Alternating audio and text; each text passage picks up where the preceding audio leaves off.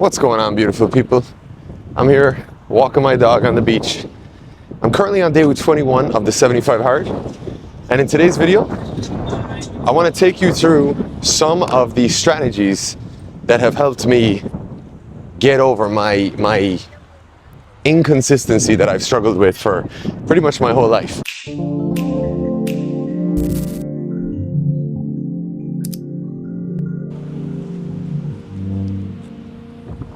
A perfect example of this for me is jiu-jitsu. For the past 2 to 3 years, I've been doing jiu-jitsu on and off. Emphasis on the on and off.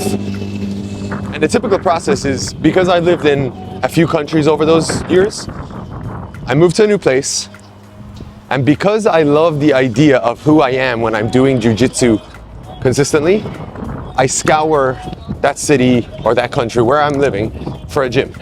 And not just a gym, the perfect gym. I want the best location, the best prices, the best classes, the class times, the best instructors. I want it to be the perfect gym. Because in my head, I'm gonna be going every day, maybe even twice a day. So then we do the membership and I start going to the classes. I'm locked in. I'm not going twice a day, of course. And then after a couple of weeks, I'm gone. I have dipped off. There's no stimulus there left for me. There's no novelty in it anymore. Because at that point, that's when your consistency, just sticking to what you said you were going to do, that's when that kicks in. And that's not fun. That's not fun. That's the boring part, but that's also where greatness occurs. And so in this video, I've done the 75 Hard before, like I mentioned. This time last year, I completed it. And I kind of want to do this on an annual basis. It has been revolutionary, life-changing. I'm only 20 days in right now on this second 75 Hard. But already it has been truly amazing for my consistency, for that habit of just sticking to things. Let's let this music pass. So if you do struggle with your consistency, if that example sounded familiar, whether it's in your new gym program, your gym membership, whether it's in your new diet, you're trying to lose weight and you never stick to it, whether it's a new sport you took on, a new healthy habit you took on, and you just can never stick to it, I'm gonna give you 4 strategies that I've learned throughout this 75 Hard process that's gonna radically change your consistency levels. And here's the thing, none of them are this generic, just motivational, think of your kids, or just do it, just get motivated. It's none of them. And I'm not saying I'm trying to make it easy, but we're trying to reduce the barrier to entry. Essentially, that's what we're trying to do. For you to stay consistent with anything, there's a barrier to entry if you're currently being inconsistent. If you're struggling with inconsistency, it's because you view the entry to that behavior as more difficult than not, right? Than not entering that behavior. So with that said, my first strategy is to not allow yourself to think about it too much, to not allow yourself into that decision-making process. So I would say 50% of the gym sessions I never had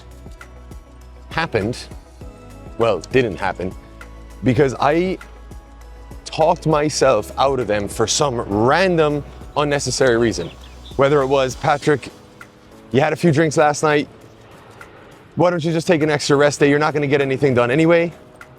Whether it was, you got hurt last night in basketball, and if you go lift, you're gonna make that injury worse. Whether it was, hey, you trained yesterday, you need a rest day. Patrick, it's better off just getting your work done. You shouldn't go to the gym, it's irresponsible. You should stay home and get your work done. Get an extra hour on the laptop. After all, that's the most important, the bottom line, making your money, right? And your career.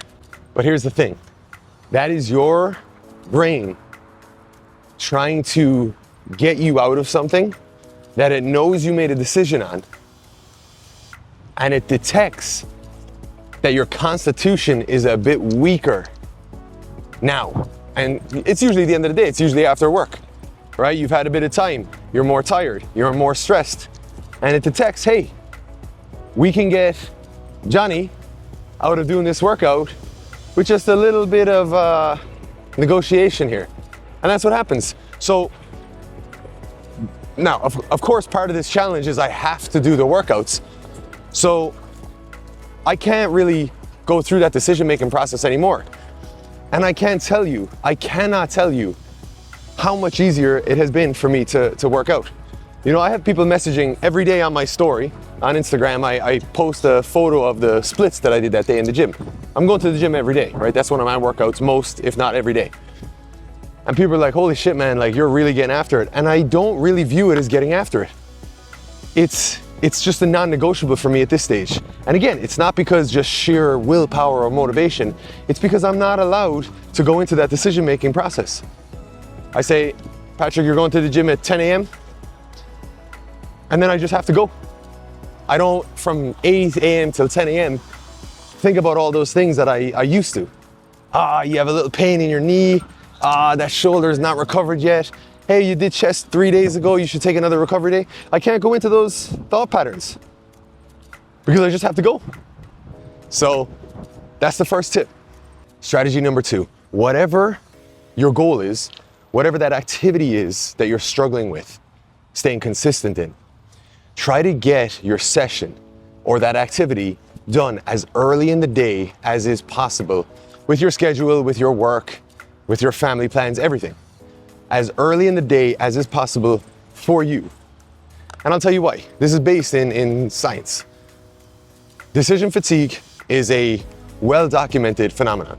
And that is essentially we have a certain amount of executive function to devote towards good decisions. And you've obviously heard that classic, oh, why do millionaires always dress the same and very, very boring? Because they don't want to spend cognitive power on making a decision of what to wear every day. So decision fatigue builds up throughout our day.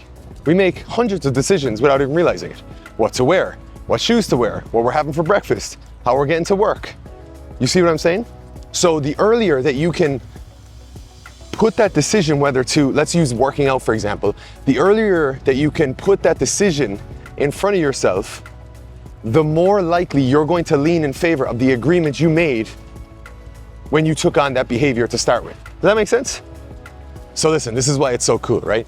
If instead of making the agreement with yourself that you're going to be consistent with this new activity, this new hobby, this new sport, if instead of that you say, I'm gonna make an agreement that I try to do it 4 out of 7 mornings this week, I've already described that there's an increased likelihood, a higher chance of you actually leaning towards doing it when you try in the morning. So by you making the agreement of, okay, instead of just me aimlessly trying to be consistent with it, I'm just gonna focus on doing it first thing in the morning, the statistical likelihood of you being more consistent with it will increase. Okay, strategy number 3 is something I've stole and adapted from James Clear. So if you know James Clear and you're familiar with his book, Atomic Habits, you know exactly where I'm going with this. Habit stacking. So this is something I push in all of my lectures and all of my talks on my social media, and I've been doing it for years. So essentially the premise is, identify a couple of habits throughout your day that you do every day and link them up with habits that you want to start doing, right? So that, because everything is pathways. If you've ever been to therapy, right, especially one rooted in cognitive behavioral therapy, they'll tell you that everything, your coping mechanisms, your anxiety thought processes, it is all pathways, solidified pathways in the brain. So instead of this idea of like, oh, it takes 66 days for a habit to become routine, instead of thinking it like that, reframe it. You need to link up habits together with things that you've been doing so consistently that are just ingrained in your daily routine for them now to become your new normal. Come over this way, here. So he always uses the example of brushing your teeth in the morning. You know, pair a healthy habit of taking your vitamins or something like that with brushing your teeth. I have changed this strategy a little bit. And what I say is, choose 3 habits that you fucking love doing. Nobody loves brushing their teeth. We have to do it for sure. But take 3 habits that you absolutely love doing that are not necessarily healthy. They don't have to be healthy at all, actually. Actually, it's better if they're not healthy. And as a ticket into those fun activities, you need to complete a healthy habit. So we're not telling you to replace a cup of coffee with a cup of water. We're saying to drink the cup of coffee, which you can't function without if you're like me. You have to drink a pint or a glass of water as your ticket into that. Now here's the last part of this, which is really cool. The healthy habit that you're trying to stay more consistent with should almost be an exact opposite of the habit that you're pairing it up with.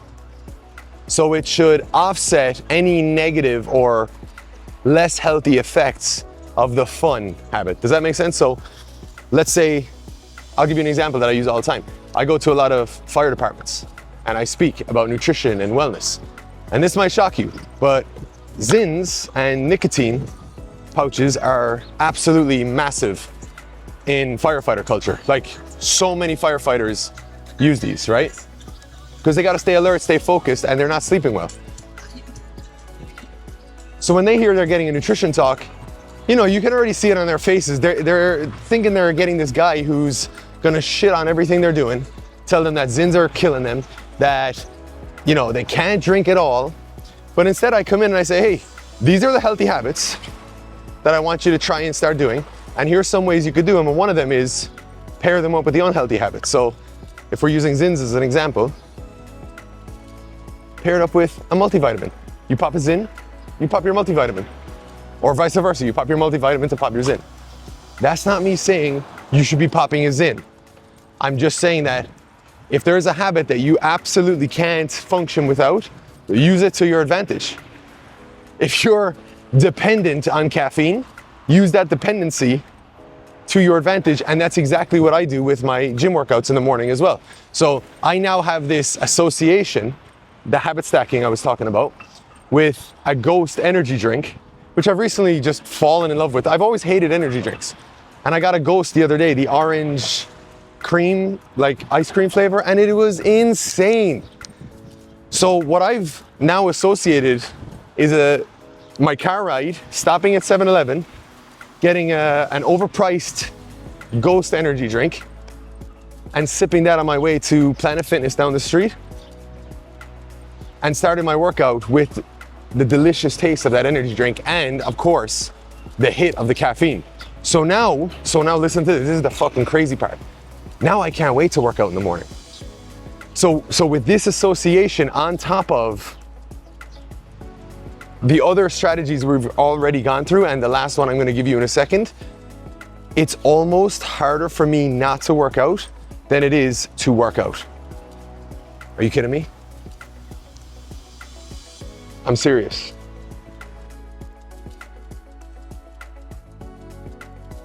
Right, last strategy. We're here at the end. And this is a good one. This is something you've probably never heard before. Or maybe it is, I don't know. Maybe these are all cliche. Let me know. I call it prospective visual imagery. I studied visual imagery in Olympians in my bachelor's degree. I did an internship in sports psychology, and my mentor worked with Olympians specifically in visual imagery. So I've seen the literature on it, and it's pretty insane. It's pretty insane. I wasn't a believer in it, but after that internship, completely changed my perspective. Anyway, I'm pretty sure I heard this in a book, so this might have been stolen from somewhere, but retrospective imagery. And I just kind of molded this into my own strategy, right? So when we're thinking about, I keep using working out as an example, because I think that's the one that people struggle with the most. Oh shit. Damn, look at this. I just fell into that shit. God damn. Almost broke my fucking ankle. Anyway, I'm out here put my body on the line for you guys. So when we're thinking about working out, right, or any healthy activity that we've taken on that we're struggling being consistent with, when we're deciding whether to do it or not, in the moment, we're always thinking about what it feels like doing the exercise, doing the activity. Oh, that's gonna be tough, fuck, nah, I'll do it tomorrow, nah, right? Instead, I want you to start thinking about how you're gonna feel after the exercise, right? And in the example of fitness, gym training, strength training, cardio, I want you to think of the difference from before to after. And you can't argue with me there.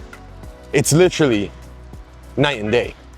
Just for example, I was just stressed in my apartment today, 45 minutes ago, and I came out for a walk, and I said to myself, Patrick, just get out, get Kobe on the leash, grab the camera, and get out, and you know you're gonna feel better after. And I feel fantastic. And this is just walking. But what I hear a lot with exercise and fitness and nutrition is, hey, I'm either on it or I'm off it. I'm an all or nothing mindset. And I know that's really bad. And I'm like, hey, it's not. It's not really bad, but use it to your advantage. Don't just talk about it. Use that, what you call your weakness, to your advantage. And what I mean there is, if you're an all or nothing mindset, then you get a high off being consistent with something. So you get a fucking high off working out, knowing that you've worked out 20 days in a row prior. I'm the exact, I have a very all or nothing mindset. An addictive personality, some would say. And I get a high finishing a workout knowing that that was my 20th day in a row. So use that to your advantage. We'll worry about the days that you fall off later. Let's use this need to be consistent or just consistently inconsistent to propel you into remaining consistent. That's crazy. I don't even know if that makes sense, but try to, and what I mean is prospectively imagine how you're going to feel after the workout instead of imagining how the workout is going to feel during it. Because, all right, the workout's not going to feel great. You're going to be tired, maybe bored, you don't love working out, whatever. It might not feel so great actually working out, but you know after, it's a whole new world. So that's it, guys. That's our 4 tips. The first, stop allowing yourself to go through these decisions, these thought processes. You said you were going to do something, so just literally don't allow yourself to think any more on it. I'm not saying just will yourself to the gym. I'm saying when you start going into that thought spiral, don't allow yourself. I already made that decision earlier today. Number 2, try to get it done as early in the morning as you can. Number 3, link it to some habits that you absolutely love doing. I gave the example of my energy drink. And then number 4, use perspective visual imagery. If they helped, please give the page a like, a subscribe. I don't know what you do on YouTube, right? That's what you do. I'm new to this. But I'm gonna be trying to post these videos most of the days on this challenge and beyond. So if this was helpful, follow along the journey. All right, guys, I hope you have a great one. I'll see you on the next one.